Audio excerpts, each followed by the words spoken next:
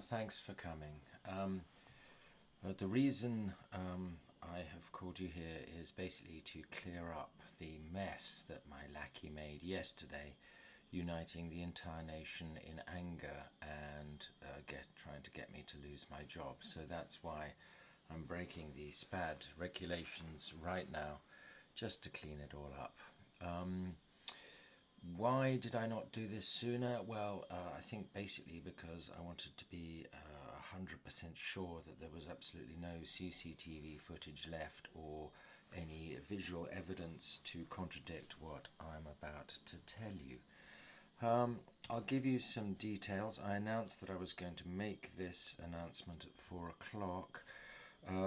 But I want the Twitter sphere and social media to disunite and fight against each other, and also to make the media look as though they are the ones on a witch hunt. So I'm going to announce it at 4, get you there at 3:30, give you drinks, make you sit in a hot garden, and then turn up late and not mention it at all, so that by the time we come to questions, you will be uncomfortable, hot, and in need of the loo, so it makes you look incompetent. I am going to be using some buzzwords, but first I need to show myself as a normal, put-upon person who is not used to speaking in public, even though there is evidence to the contrary. So, if you're all angry with me, let me use the word anger and understand that people are angry a lot to make me feel more presentable, and let me talk about targets and angry mobs who are against me to even show this, because I am just a guy in a white shirt. First off, there was nobody in London, not even my wife's brother who lives in London. So safety, because I'm a dad and I care. I found out that there was some camera footage of me running out of number 10, so that was because I was at work. I went home. Clearly there was suspected COVID, and then in a clear breach of regulations that afternoon, after being exposed to the possible COVID, I went straight back to work at number 10. But let's pass that by, because we're talking about Durham. I told staff at number 10, but I didn't tell the PM, because I don't think I should confuse his mind very often with telling him things that I'm doing, and I took no medical advice.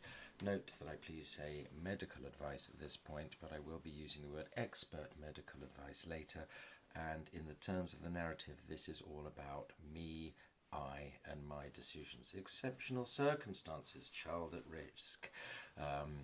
Now, this is a clause that I know has been used for domestic abuse and domestic abuse only, but I'm using that as a loophole. So I drove to Durham, shows what a caring father I am, even though I didn't take any medical advice, expert or not, didn't think in advance regarding toilet breaks or refueling, because I don't make mistakes. I am a man who never makes mistakes, but I'm going to make a mistake here because it's a mistake. My sister lives nearby. The fact that she's the director of iDocs, the company running the new CV19 track and trace, and also ran the postal vote system, is an interesting fact, but I'm going to pass by that, and then if anybody wants to bring it up, they will sound like a conspiracist theory. A statement about being a doting father. I got worse, my wife got better. Now, my wife can drive, but she doesn't drive because expert medical advice means that I have to drive, and that's a little assumption that the NHS medical advice is not expert. I have bad eyes, so instead of leaving my wife and child at home like a caring father, I took them and risked a drive to a castle to where GSK, or GlaxoSmithKline, were, and 2 days later announced a deal for the vaccination system, which is another possible conspiracy theory, and if you want to do that, feel free to do so.